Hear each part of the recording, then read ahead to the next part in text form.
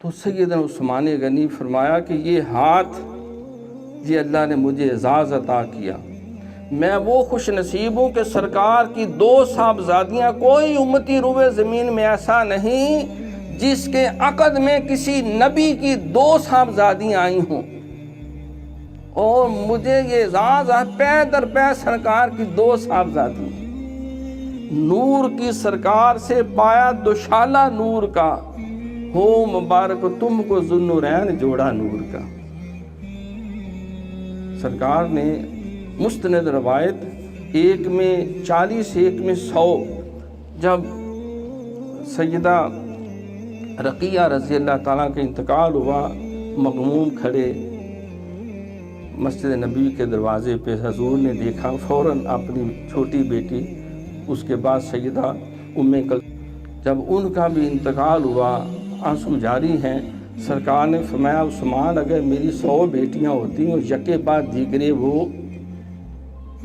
شہید فوت ہوتی جاتی، میں ساری تیرے نکاح میں دے دیتا۔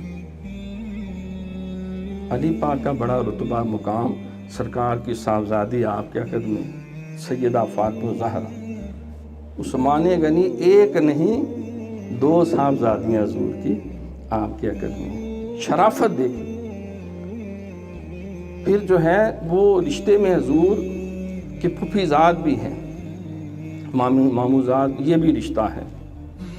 کیونکہ آپ کی والدہ جو ہے حضرت عبد المطلب کی نواسی سیدنا عثمان غنی رضی اللہ، تو نجیب الطرفین کا بھی اعزاز آپ کو حاصل ہے، شرافت کا بھی اعزاز حاصل ہے، اور یہ سرکار کے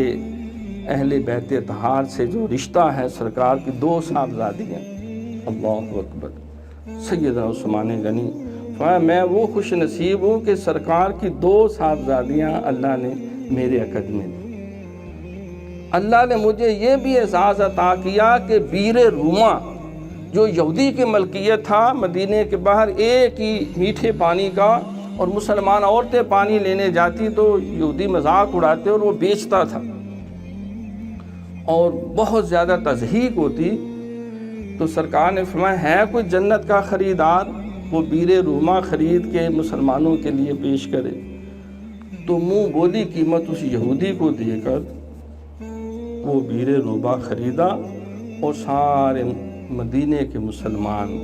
سارے وہاں سے ساری زندگی پانی پیتے۔